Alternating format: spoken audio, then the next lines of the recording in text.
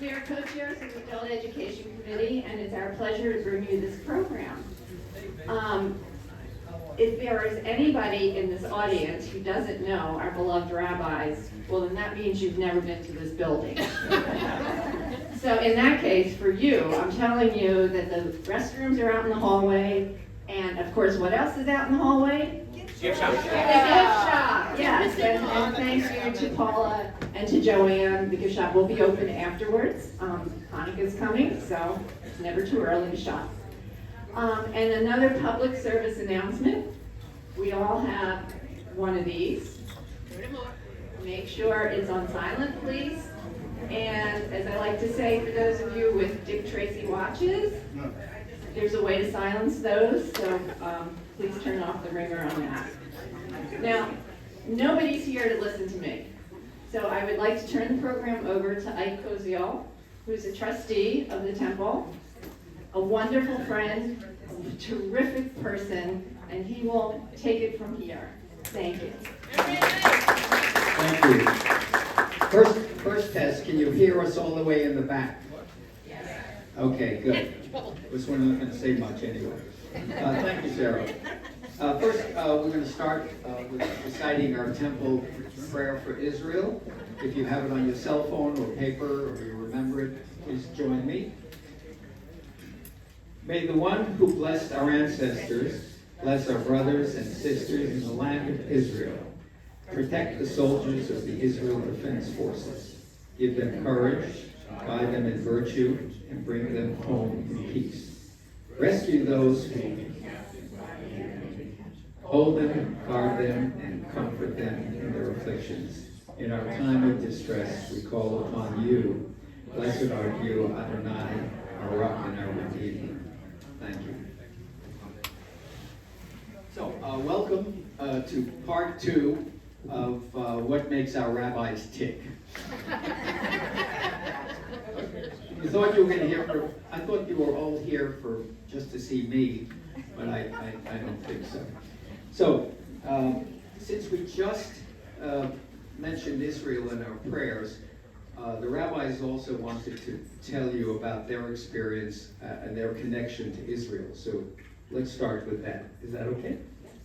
I'll keep that and share that. Good morning. It's so fun to see you all. So my connection to Israel, I think my first memory is the little blue pushka box when I was in Hebrew school. There's so many connections. First time I was in Israel, I'll start there, was in 1965 when I was 16. I went on a summer Ulpan program from Los Angeles Bureau of Jewish Education. So 65 was before the 67-day war, and I remember standing at a border with one of my teachers from Los Angeles who had moved to Jerusalem, and we were looking out at the Mount of Olives and going, wow, wouldn't it be amazing if we could someday go there? And 2 years later, after the 6-day war, it was ours. So it was a very different experience. I was a teenager. We got to see the land. I learned a lot of Hebrew. Lived on an agricultural school, which was like a kibbutz, and I became very, very attached in a way that was different before I had been there. And I remember at the time my dad saying, no, you can't go, it's dangerous. Well, Israel is always dangerous. Dad, it was dangerous when you were there, when it was Palestine in the late 30s. And after that, I visited with family, just as a tourist, and then when I was hadn't gone for many years, and then when I was in rabbinical school in the mid-90s during the peace accords, I was in Jerusalem for a year, most of a year, studying. So I got a chance to live an Israeli life with an apartment and shopping in the shuk and bringing bags home and riding the buses and the cabs and exploring the spiritual religious life in Israel. And I remember when I would go to the airport to fly back home, they would ask me why I was there, and I would answer in Hebrew, and then I would say I'm studying to be a rabbi, and they'd go, really? Because in the 90s, there weren't that many women rabbis who were in Israel. And so I would always have incredible conversations with the guards, the security guards, who wanted to know if I packed my bag, which I had. So it is a spiritual home, an intellectual home, a family home, as I have relatives there. My husband Paul lived on kibbutz for 17 years. I met him after that. I remember one time my sister saying, oh, we went to see these cows on a kibbutz near the airport. I said, that was Paul's kibbutz, and those were his cows. So there's lots and lots of deep connections. My stepkids live there and our grandchildren. So there are many, many, many, many deep layers of the beauty of the language, of the history, of the spirituality, of going to the hotel and walking through the streets and feeling connection to my past, to God, to my family, and God willing, to my future. Thank you. This is overwhelming. There's so many of you. It's one thing writing a sermon for Yom Kippur where you have, months to prepare and friends who help you, edit, and then you come here and it's like, tell the truth. Okay. My connection to Israel, I want to try to make 3 points. One is an earlier period, one is a later period, and then now. The early period, I remember my first time in Israel, I was about 18.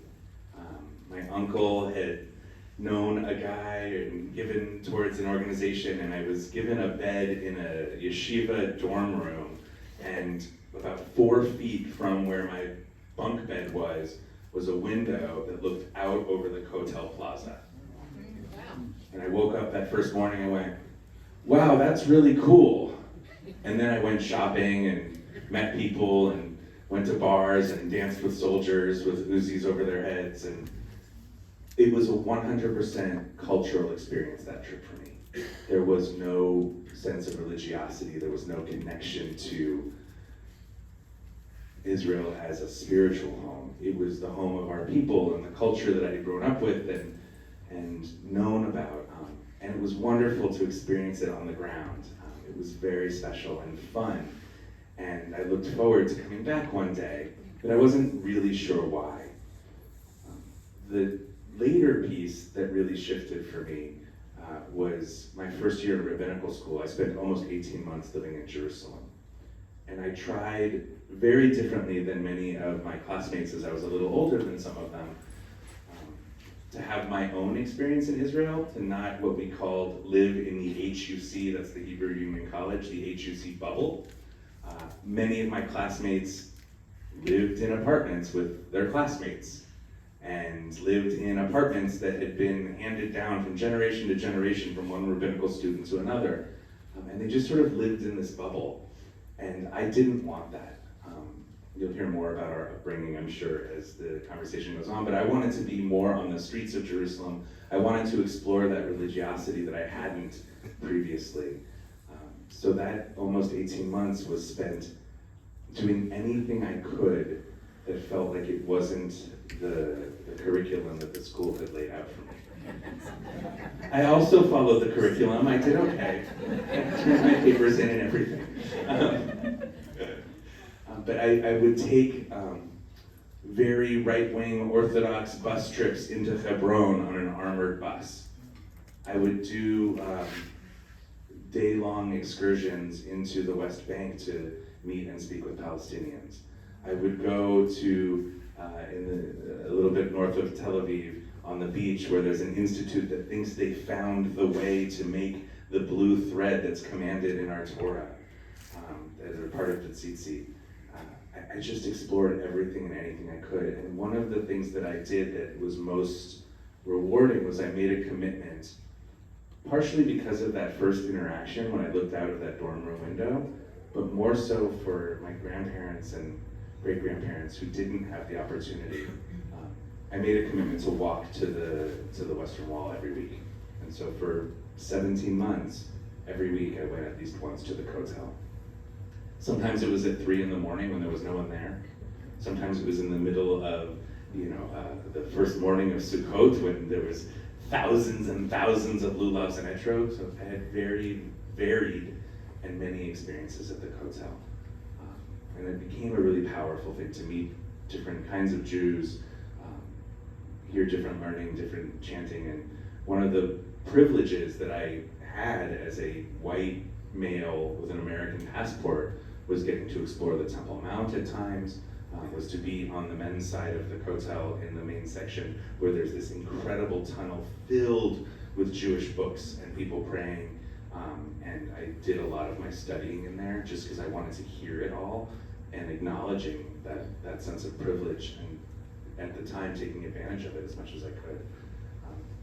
I became very attached to Jerusalem in particular. People say there's a Tel Aviv Jew and there's a Yerushalmi and a Tel Avivi. I'm definitely a Yerushalmi. Having grown up in Hollywood and the music scene, Tel Aviv is like a wonderful international city that I adore. But there's nothing like Jerusalem in Southern California. And so I dove into learning about other people's faith and other people's cultures and what brought them there, and meeting tourists and going with them to a church I'd never heard of before and just exploring. And I found the diversity in Jerusalem to be so inspiring. And it helps me understand who I am as a Jew, who I am as an American Jew, who I am as a Jewish American, and who I am as a lover and supporter of Israel with all of her complexities. And it was really wonderful. And the thing now is I'm just scared. I'm just worried. I'm worried that I won't be able to take, Shayna and I have never been together, and I won't be able to take Shayna to my famous hummus restaurant. That Maya and Jacob's experience, but please God, they get to go to Israel, is going to look so different. And that sense of not knowing what the future holds, while having strong belief that together we will win. It's scary. Thank you. I'm sorry you couldn't be with us on the trip to Israel. You would have made a major contribution.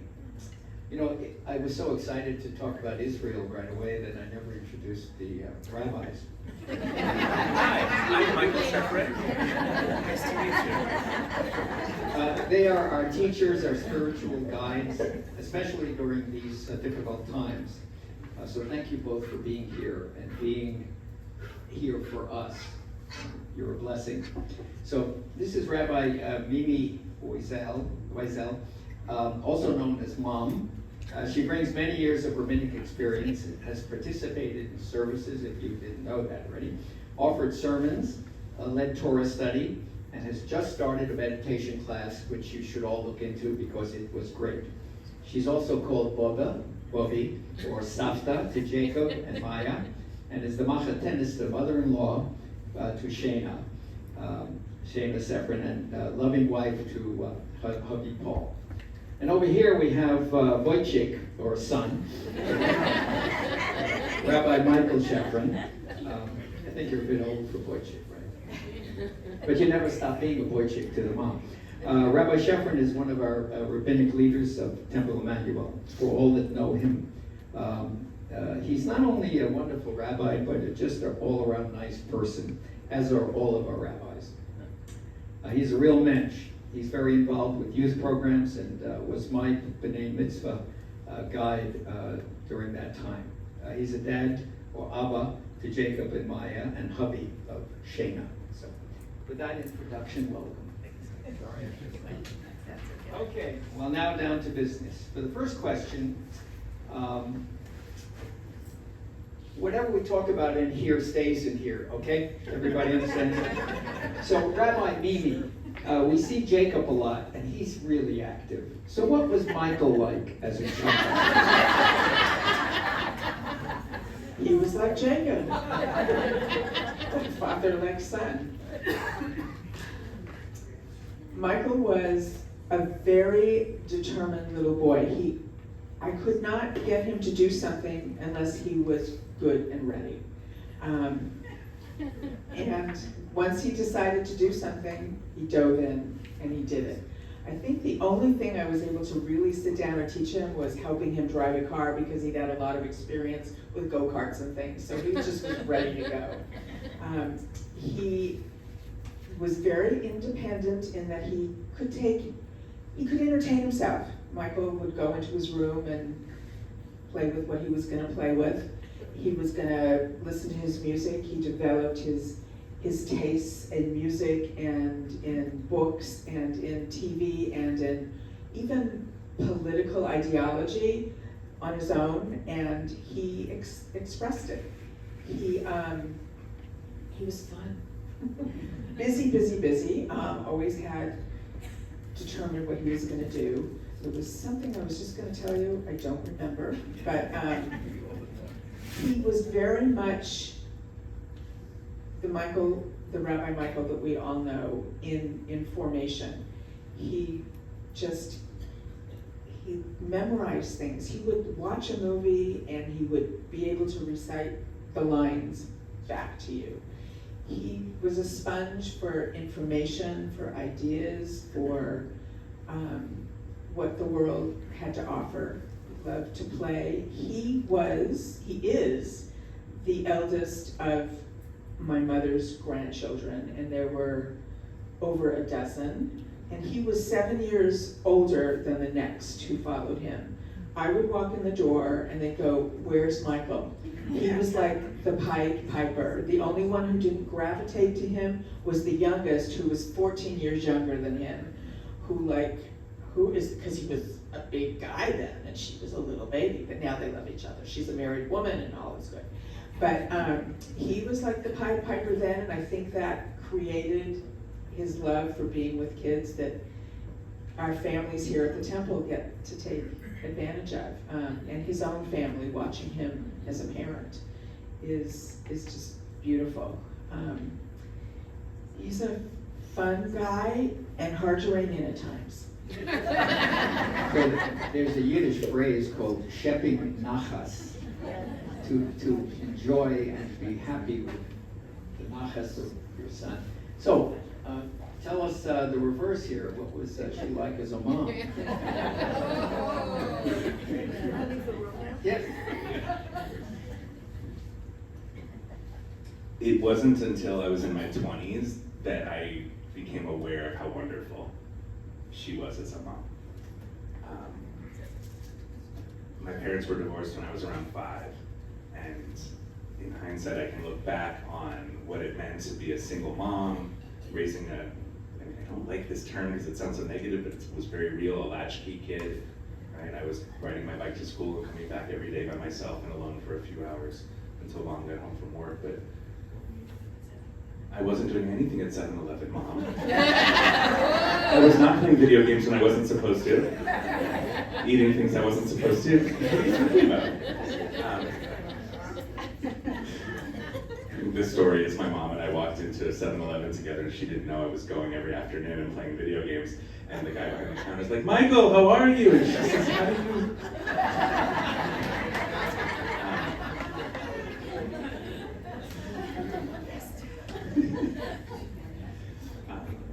She was very available, so supportive of my exploration, as she said. I think many parents today are very worried and totally, boxing their kids in, where my mom really just sort of supported the things I was interested in and explored, and they were very different than the things she liked. We had crossover, right? Like, I'll speak towards music. Many of you know, I love heavy metal. That heavy metal love came about in high school, and not my mom's favorite music. But we found, the Billy Joels of the world where we both enjoyed. So we had crossover, but one of the things I remember most is just how supported I felt in basically every venture that I wanted to. And there was a few where she said no, as a mom should. But for me, the piece that is so worthwhile is that, in my late teens, early 20s, when my mom went to rabbinical school and found her second career, I saw a shift in her, in the way she saw the world, and the way she treated the world, and the way that she was impacting the world. And it made me really reflect on the available, present kindness and support that I was receiving as a teenager and younger, even though I had no idea that that's what was happening, as most teenagers would, right? Yeah. Thank you, thank you. There's a woman named Krista Tippett who does a podcast called On Being, and she starts every one of her interviews asking the following: tell us about the spirituality in your home growing up, and however you define spirituality. So growing up, I am going to actually use the word religiosity and observance rather than spirituality when I was growing up. I grew up in a modern Orthodox, conservative home in Los Angeles.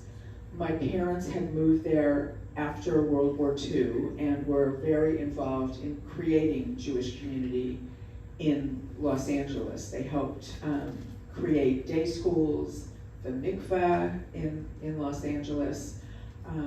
So it was a very traditional home.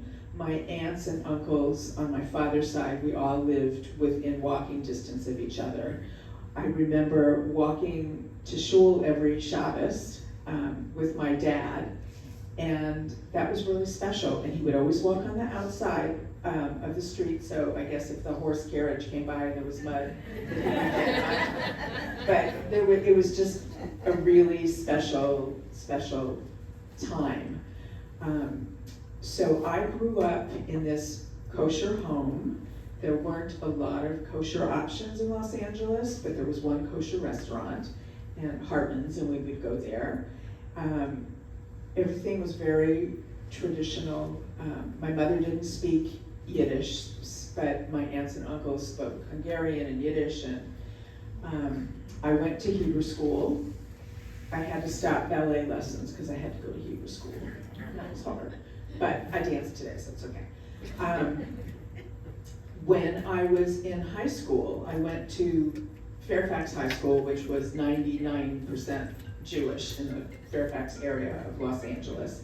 But I still continued to go to Hebrew High, which was run by the conservative movement. And I went 3 days a week after school and on Sundays, and got an incredible education in Torah, in Hebrew, in rabbinics.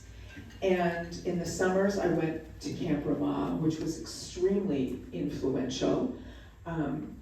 Growing up in the conservative movement and learning and spending Shabbat and mornings. A lot of kids go to Camp Ramah and they go, oh, it's so religious, but I enjoyed it. I even remember there was a teacher there who taught us Talmud, and I said, I want to study this when I'm an adult. I don't know where that came from, but it touched me. So my family, I became more conservative, and there were many times in my life I was not observant at all. But my parents were very traditional, Orthodox. Although there were times we would veer, we would go skiing, and we would ski on Shabbos, which was pretty darn cool. And then my siblings all moved more to the right. They're all Orthodox, modern Orthodox, and one Chabad. But as a family, I think the spirituality that we had was the connection to each other. Family is hugely important to all of us. We may disagree on observance, politics, whatever it is, but we don't have family cutoffs, and I'm so grateful for that. We support each other, we love each other, we stay in connection. And I think that was the spirit of a family, of mishpacha, that I learned in my family growing up. And even though we're all observant in our own ways and our Jewish life has veered off, we're all connected deeply, which I think is one of the main lessons that I learned growing up in this home that was sort of different than the rest of Los Angeles at the time. So. Thank you, thank you. So Rabbi Michael, what was your sense of spirituality growing up? as a latchkey kid? I don't think I ever realized how similar our timelines were in regards to this. As the oldest of 13 grandchildren who grew up within a 1 mile radius of my bubby, there were really three central places of my Jewish upbringing. One was my bubby's table, right? The Shabbos, the Chag, the holiday, the meals, a place where we gathered. And that had a sense of spirituality to it because it was always lively and arguments and pickles and all the things that should make somebody feel spiritual. Why not pickles? My son does love pickles, it's true. So that there was a place that had a sense of spirituality, but it was really rooted in religiosity, right? It was really the reason to come together to make Kiddush or to say Birkat Hamazon or whatever it was in that moment. The other place was more institutional Jewish life. Temple Beth Am, a conservative congregation that I grew up in and around. I also went to Hebrew High School, LA Hebrew High School, 3 days a week. I did not like it. I also went to Camp Ramah and many other Jewish camps, and it was fine. It was not, in hindsight, I see the value. I didn't love it. I didn't feel like a profound connection to Jewish culture, Jewish identity in those formative years that I do now. There were moments that felt uplifting and spiritual, special occasions that had gravitas to them.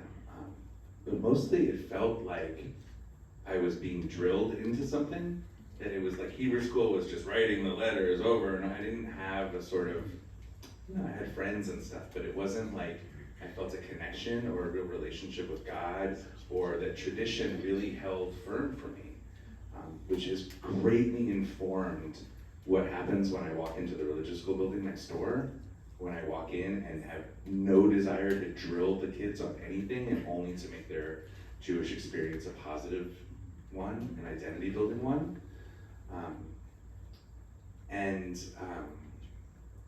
So that's institutional life, but I wanted to just mention what I do recall is the consistency, that we did go to shul regularly, that we did light candles regularly, that we did, when we went to McDonald's, we only got filet of fishes regularly, right? And that sense of consistency has really informed my understanding of religiosity and spirituality today. Yeah, that's enough. That's beautiful. I just want to interject that there was one other person at LA Hebrew High when I was there, but I didn't know him then, but that was my husband Paul, and we connected decades later.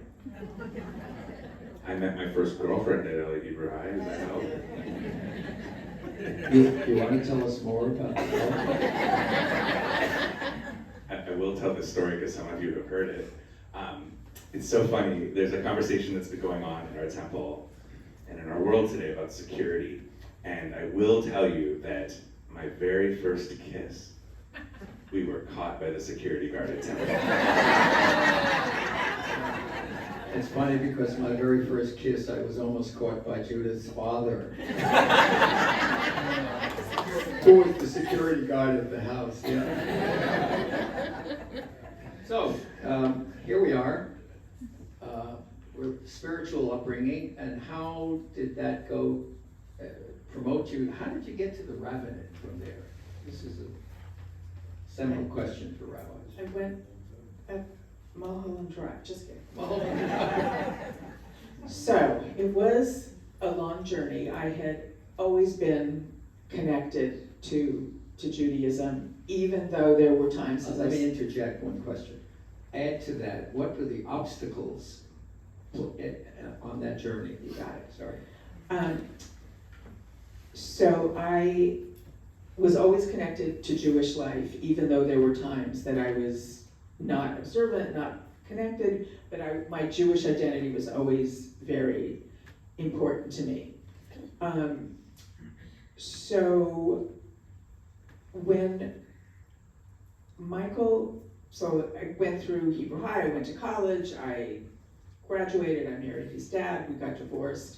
And then as a single mom, as a young woman trying to find a new life as a single person, I got connected to an institution called the Brandeis Bardeen Institute. It's in, I see a couple heads nodding, it's in Southern California, and they would bring scholars once a month from all over the world, Jewish scholars. And there would be hundreds of people who would come up for the day to hear the speaker in the afternoon.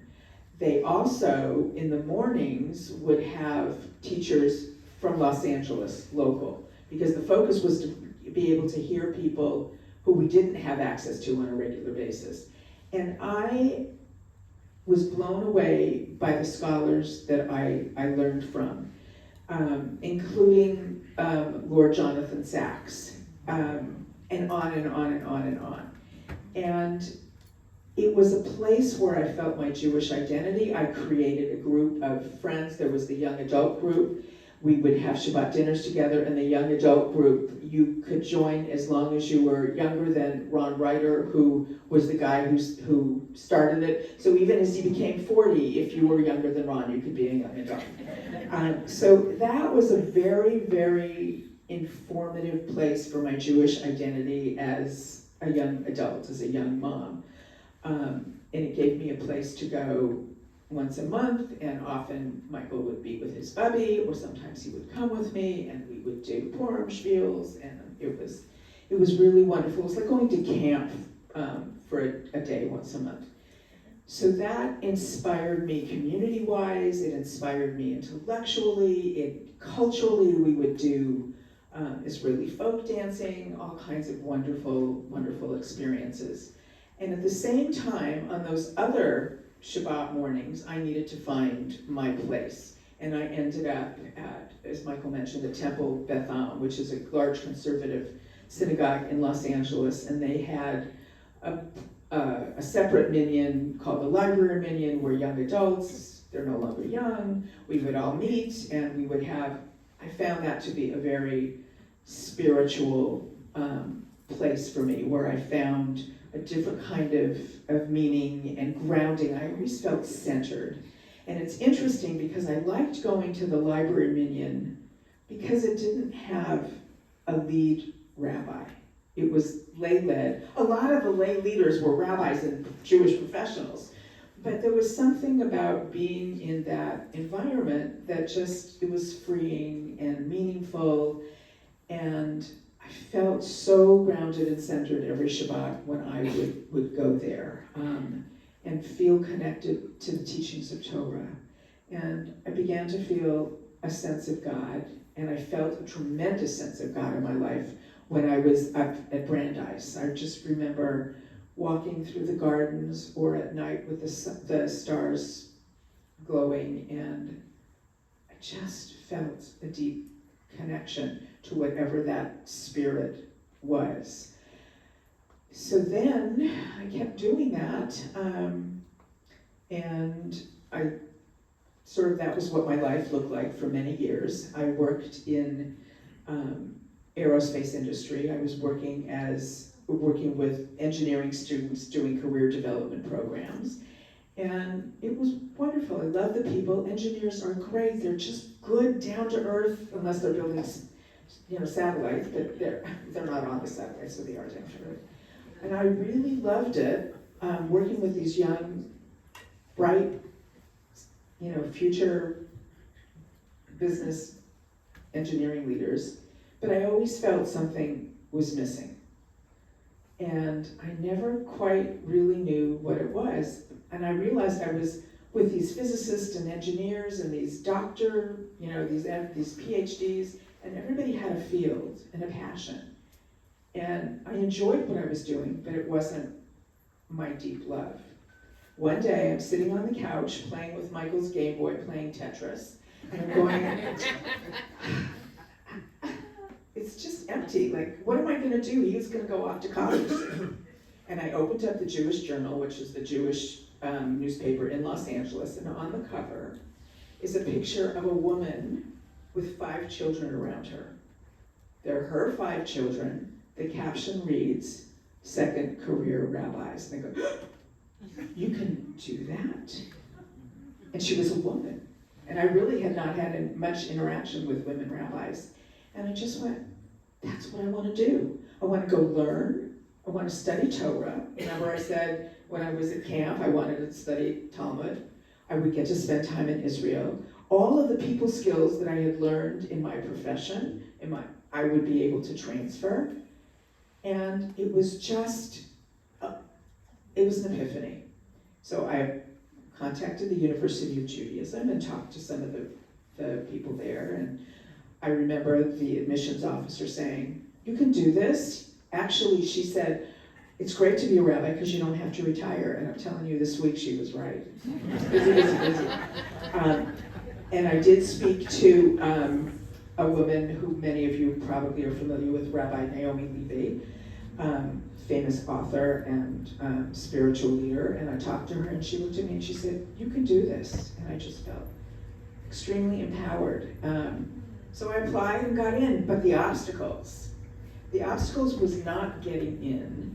It was having the support of this family that I was very close to. My mother was very confused by the whole idea. She said, "You're going to give up your pension?" And it was a good question, because I had this stable career in this large corporation, but it was like, it didn't make sense to her. But she called one of our relatives, who was a teacher at the University of Judaism, and she said, "Would you please talk to her?"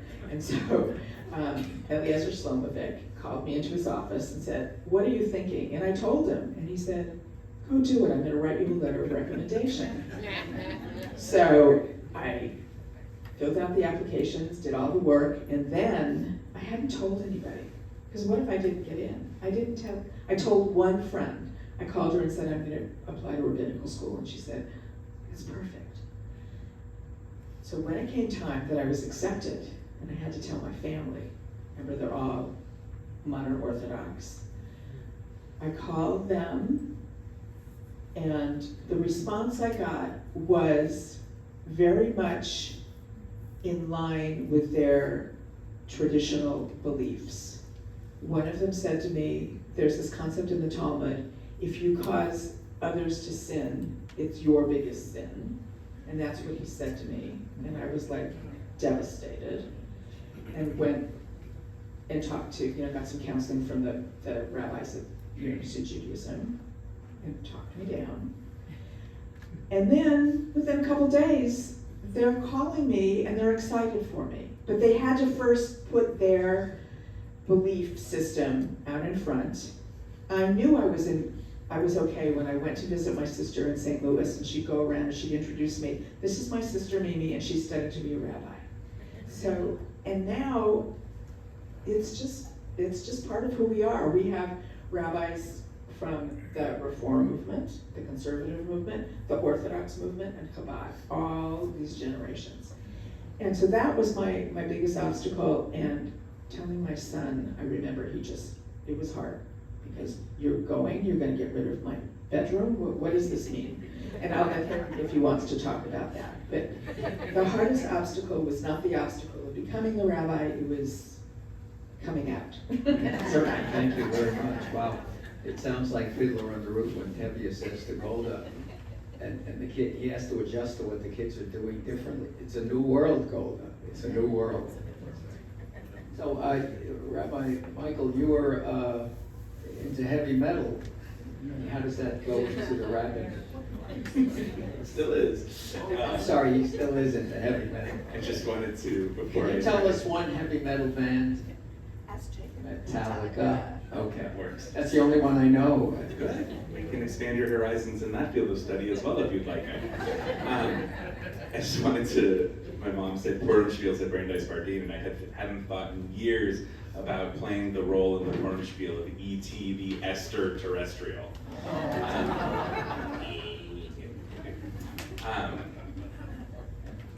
I was also in shock, as was my traditional Orthodox family, when my mom decided to become a rabbi and felt that calling. but I felt something slightly different, which was as this sort of, at the time, non-religious, with no religious practice in my life, I immediately was like defending her decision to them, even though I had no idea what to do with the news I had just learned.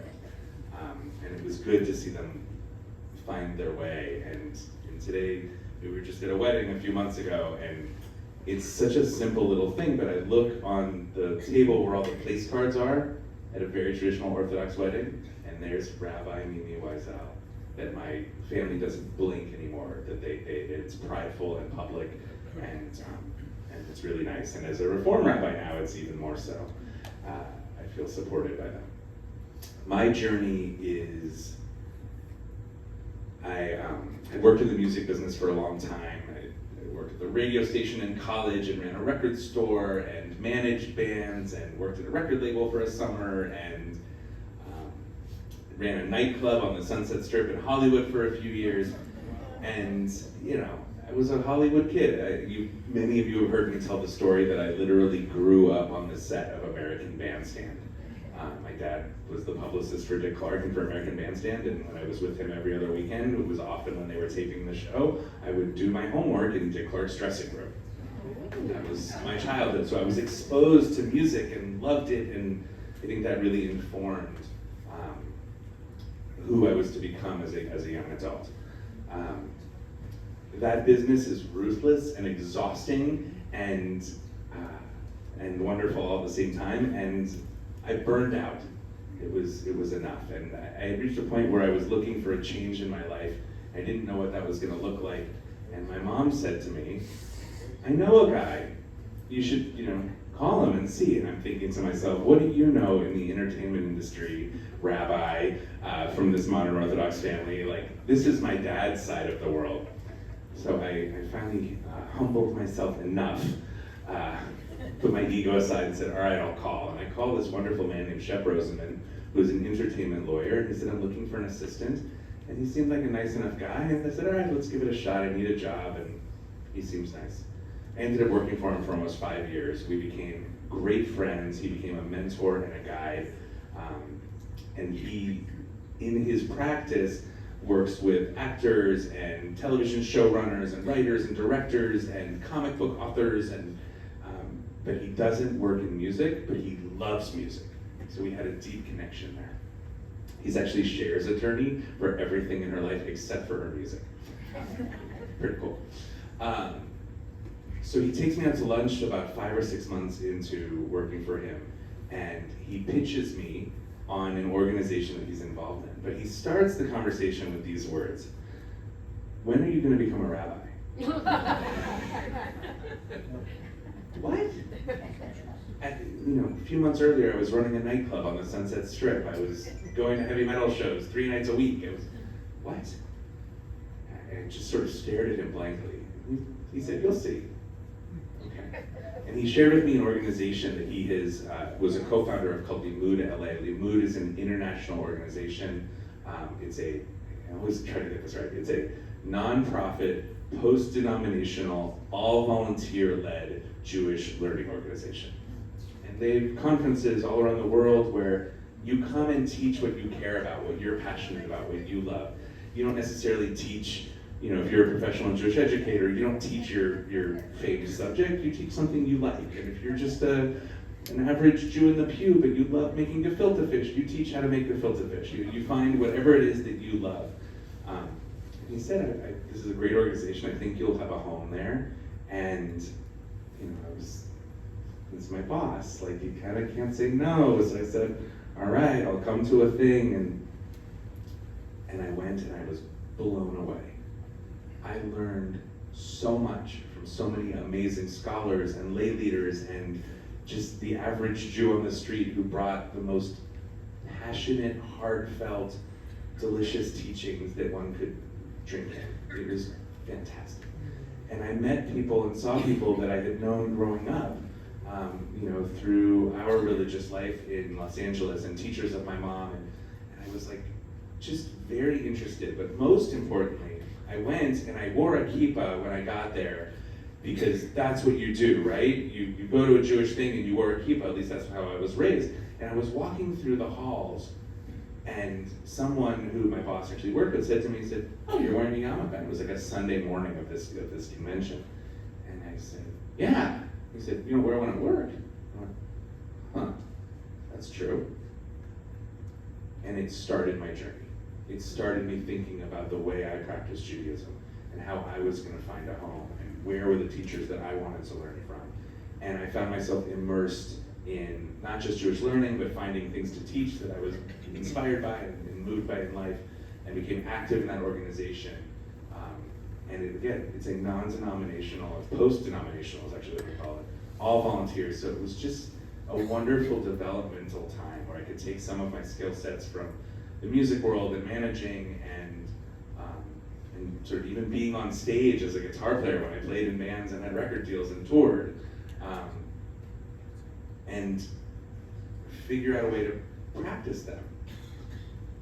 During that time, I was in a relationship, it ended, and I didn't even know this was a thing, but I grew a breakup beard. You know that thing where you tell the world, "Stay away from me, I'm heartbroken, leave me alone"? I grew a beard. It was the first time in my life I'd ever grown a beard. And it was part laziness, part heartbroken, part just stay away, I'm not interested in anything.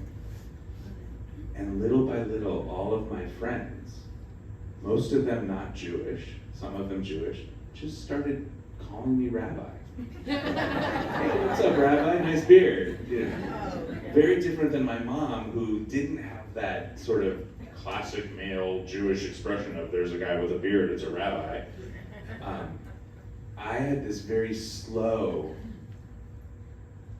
very indirect unfolding of, I was teaching a class here and that was fun. Then my Jewish friend would say, "Hey, I got an apartment, I don't know how to hang a mezuzah, can you come help me?" Sure, and I learned how to hang a mezuzah. Then it was, the non-Jewish friend saying, "Hey, I'm going to dinner at my Jewish girlfriend's house, what do I do?" And I found more and more and more people were calling on me to be a Jewish guide in their life. And I walked into the office of Shep, and I said, it was 4.5 years later, I said, "So, you remember that lunch?" He said, "Uh-huh." I said, "Do you want to help me figure out and write a letter of recommendation for me for rabbinical school?" He said, "Yeah, of course." And that was the journey. It was slow and not predictive, although other people saw it. I think she and I were probably the last two people to see it when I finally said, okay, I hear all of you calling me rabbi, I guess I'm supposed to be a rabbi. But the obstacles then came. Because I had grown up in this modern Orthodox Jewish family at a conservative temple, I went to a community day school that was part of a Reform temple. I found my Jewish home and a relationship with God in two major places. One was at Limud, and the other is at an organization in Los Angeles called Beit Teshuvah, this rehabilitation center for mostly Jews, for drugs and alcohol and criminals, and they had this unbelievable rabbi and this unbelievable services and the most revival, churchy style Jewish experience you've ever had. And this is where I found God. This is where I found religiosity. They don't make a rabbinical school for that. There was one school that should have been that one, but it didn't work for me. And I didn't know where I belonged. So I started looking into modern Orthodox rabbinical schools. I started looking into conservative rabbinical school. And I started looking into, non-denominational, the crunchy. I was looking all around. And I was speaking to a different Rabbi Mimi, Rabbi Mimi Feigelson. And she said to me, as I've been talking to many rabbis trying to figure this out over a few month period, and she said to me in her heavy Israeli tone, "Motek," means cutie, sweetie, "you need to call HUC, the Reform Seminary, and find out if what the teachers have to teach you is what you want to learn." And I didn't grow up around Reform Judaism. I didn't know it well. And I called and I started reading and I met with lots of rabbis.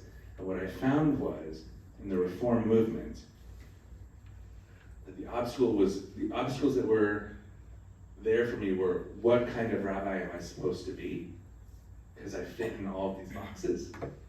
And the Reform movement was the place that I could do all of the Jewish things that bring out meaning and a sense of obligation and a sense of integrity, more so than any of the other schools. And I applied to HUC, where I knew I could be a rabbi that was going to drive on Shabbat and nobody was going to judge me for it. Where I knew that I could be a rabbi and wear a yarmulke and tzitzit and no one was going to judge me for it. That I found a place in Jewish life that was institutionally, organizationally prominent enough that I could hopefully have an impact as a rabbi. And look at that. That's pretty amazing.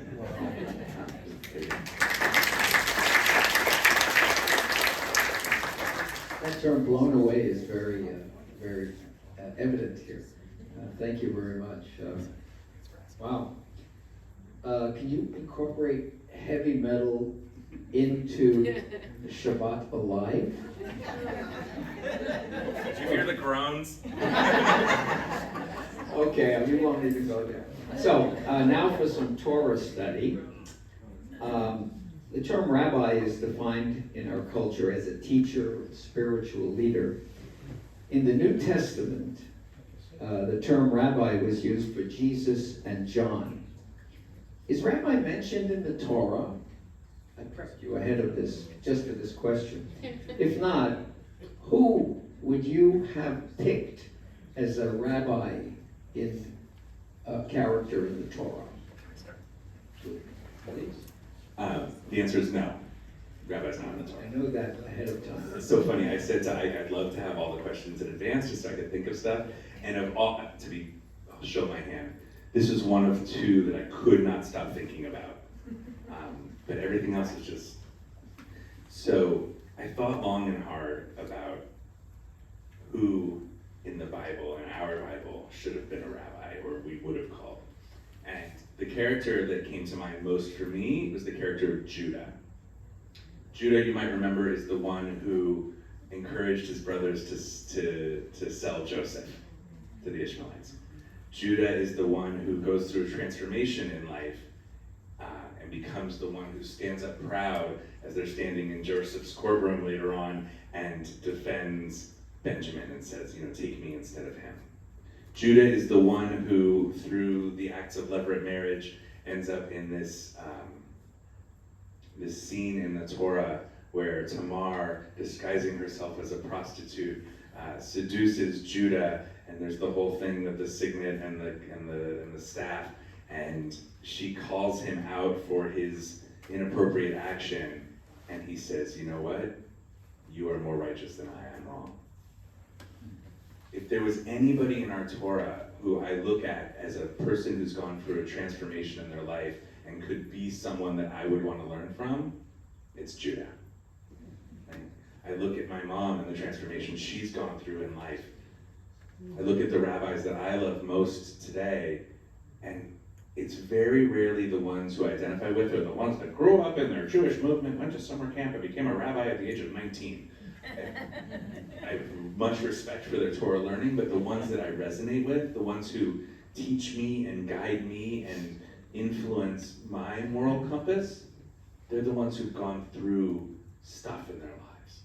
The ones who've been through a road of teshuvah, of repentance, of repair, of spiritually developmental moments in their life. And Judah is that person. Rabbi J. Siegel actually says to me one day as we were learning Pirkei Avot together, he said to me, now this isn't exactly why, but I think that the reason it's called Judaism is because of Judah. Because that's who we're supposed to be as Jews, right? That we learn that there's a beautiful line in the Talmud from Rav who says that the mitzvot were given to refine human beings. It's not just about tikkun olam, and it's not just about following God's will, but also to make us better. Rabbi David Levine in Israel said, Judaism is meant to make you great. And that, for me, was what I would call Rabbi Judah if he was going to be around today, I would want to give him smicha, I would want to make him a rabbi. Because of the transformative experiences that he had in his character development in the Torah, he is who I would like to have seen as a rabbi. Thank you, that's wonderful. So I too spent a lot of time thinking about this question. And the answer that I kept coming back to was Miriam. And first of all, it would have been great if there would have been rabbis who were women thousands of years ago. But we've been through our journey and we continue to journey, all of my sisters here and my brothers who support us. So Miriam, she had this intuitive sense of spirituality and leadership. She started off as a young girl, even before she was named in the Torah, guiding her brother Moses down the Nile and making sure he was protected. And when Pharaoh brought them out of the water, she stood there and she knew what to do. She had this intuitive sense of how to be a guide, how to be a protector, and she did that with her family. She also, whenever Miriam appears in the Torah, it's at this pivotal moment, and it's not just an aside. She is at the crossing of the sea. She is there as the water parts. She is there leading the women across the sea. So she leads the women, and this is the only time that all of the Jewish women are together. It's the only time in the Torah as a body, and she's leading them. And they are following her. She has this capability to bring together a group, to lead, to provide direction, which is what a leader does. And she uses some of the words that Moses said as he led the people across, and she had found her own words. As a rabbi, she could sing the words that the women needed to hear, short but sweet. And she led them in dance. So she was able to show physically and embody joy and embody hope and embody spirit as a rabbi, and she was able to teach with her own words.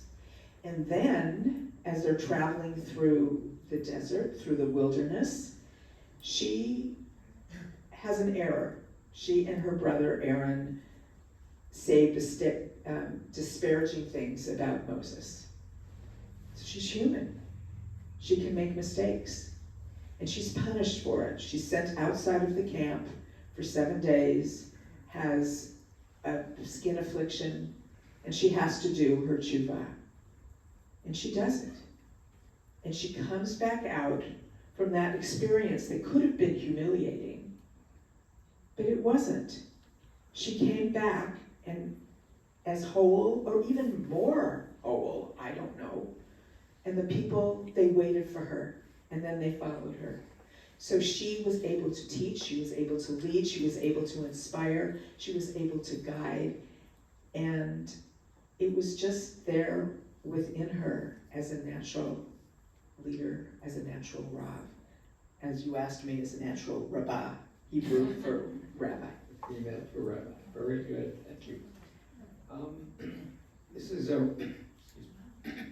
Rabbi Mimi, I researched some of your writings. You once wrote, when we recognize the strengths, the potential, the gifts that others give to the world and us, we can see a glimpse of God in them. What do you mean by that? What did you mean by that? Did I write that? Yeah. In the Jewish Journal in 2002 or 3 or 4. So, one of the most powerful ways for me to experience God is by looking at each of you. We are beings created in the image of God. That doesn't mean that physically we look like God. That means that our actions can be like God. We visit the sick. Talmud tells us we visit the sick because God visited Abraham after his circumcision. there are other acts that God does, that's how we know how to behave. That's how we know how to act in the world.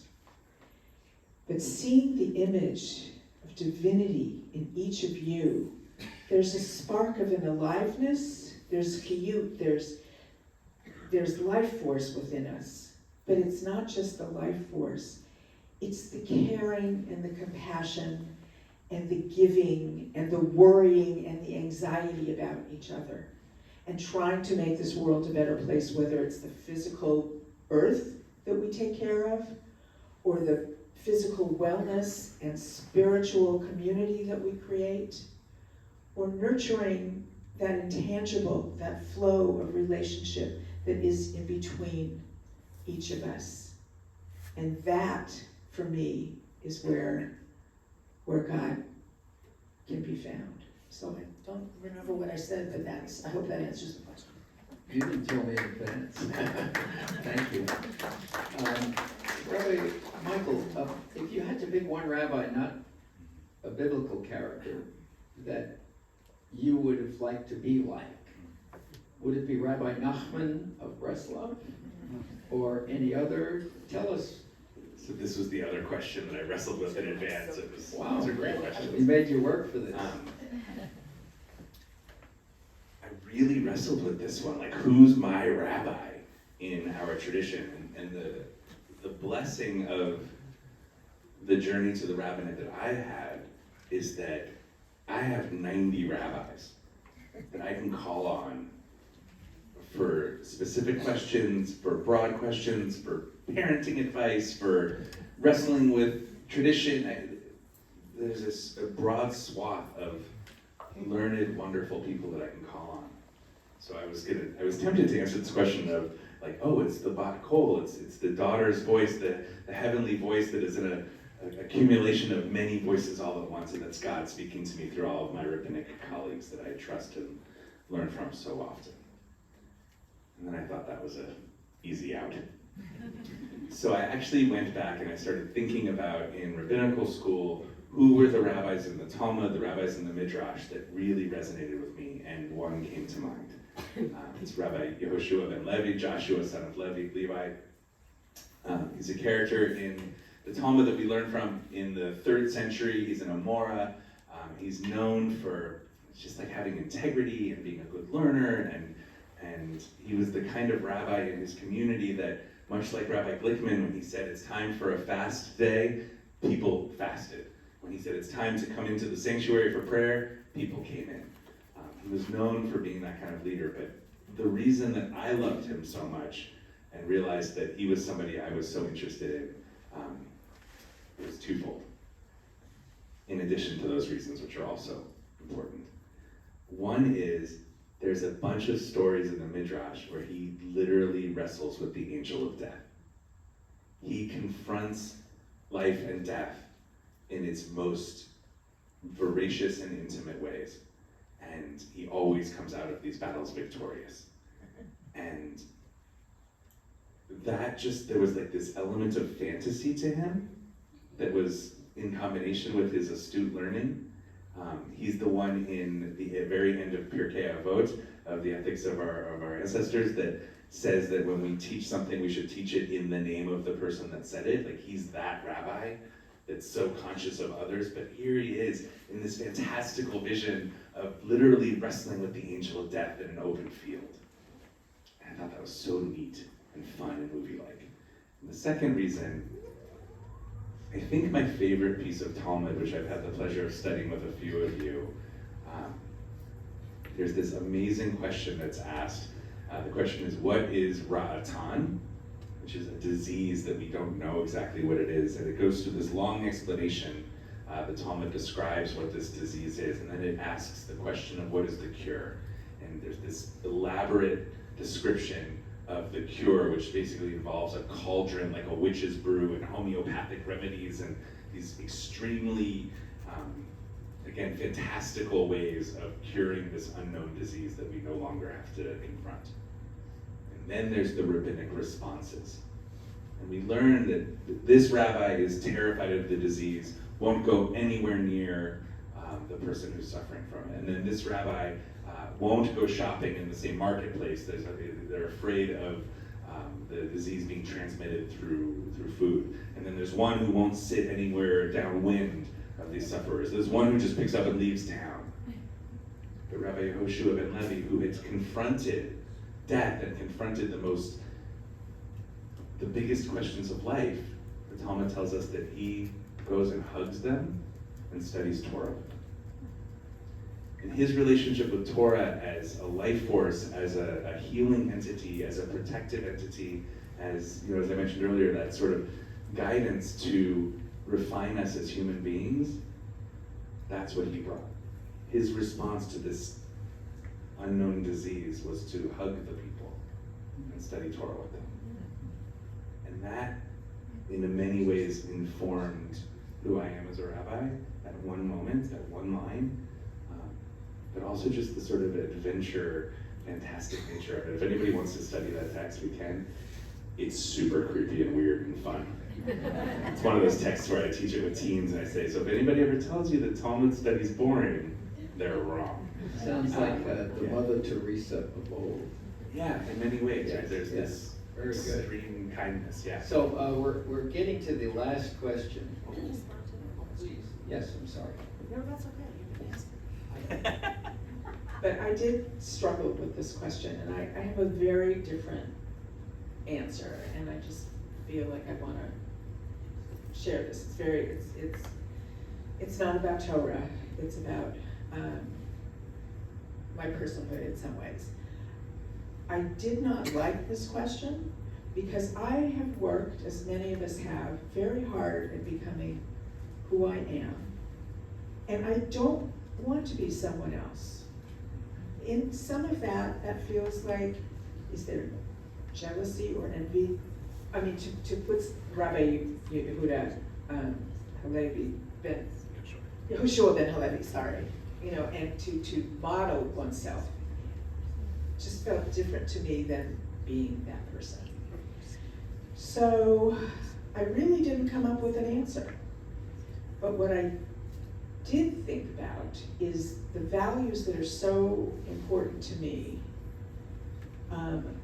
I am comforted to know that they are being passed on by my son. And he didn't have to become a rabbi to do that. That's just extra nachas. But just to know that the things that are important to me will be carried forward in the future gives me nachas, as you said.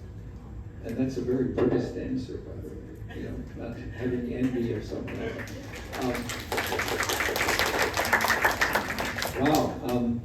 So the values were passed on to Rabbi Michael, and in many ways, Rabbi Michael passes those values to all of us. I had one more question, which was a very light question about what's the meaning of life? Why are we here? What's our purpose? But I think that would take us over the limit. So, this has been a wonderful session. Now we know what you're all about. Thank you so much. And we have time for 3 questions from the audience. And don't go on to a speech, please. Just ask a question. Don't ask the meaning of life, please. Anybody who have any questions for the... Wow, they did it. Oh, I'm sorry, Ruth here. Okay, Ruth. Ruth always has a good question. I have to say thank you both so much, because I've been wondering about you both and how you got to be where you are. And now thank you for your answers, because they were so wonderful. So I have to thank you all. Okay, we have one back. Thank you, rabbis. That was great. Rabbi Shefrin, which one? Michael, with your musical background, I'm curious how come you haven't incorporated your guitar playing, your singing into some of the services? Thanks for the question, Gary.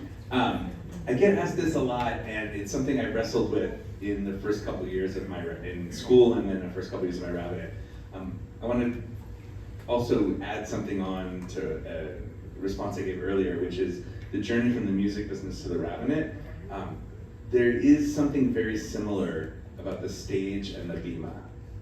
And there is that sense of connection through performative, ritualized relationship, connecting with people, that's been very tangible for me and has been very meaningful. So to answer your question directly, I played in bands for years, and it was wonderful, and touring around the country, playing 47 of 48 continental United States is a very cool thing to be able to say.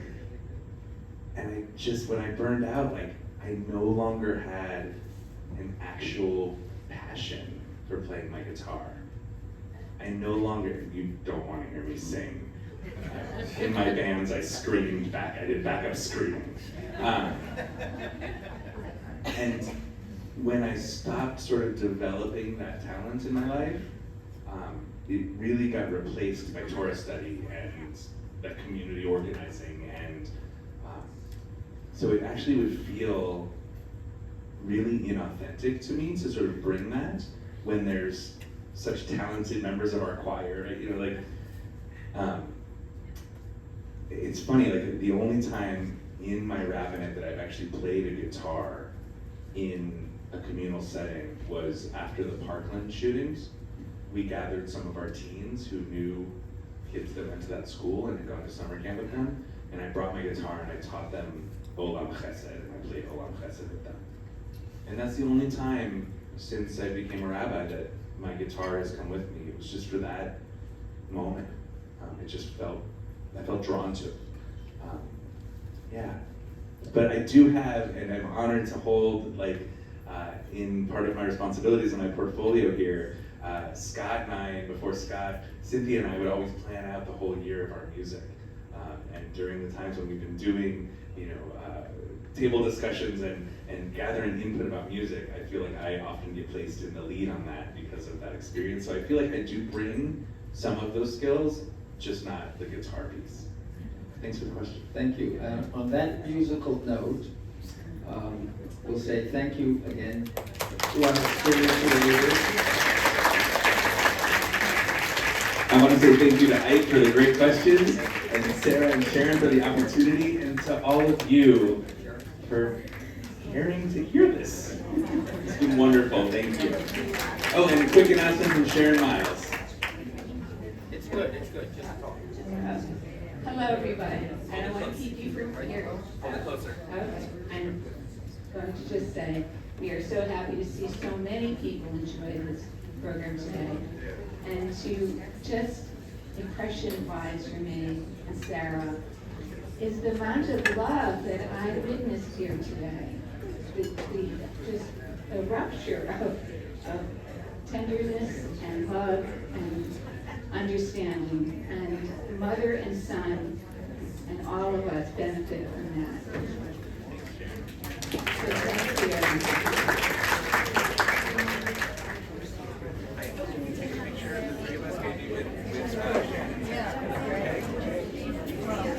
It's a very, yeah, good question.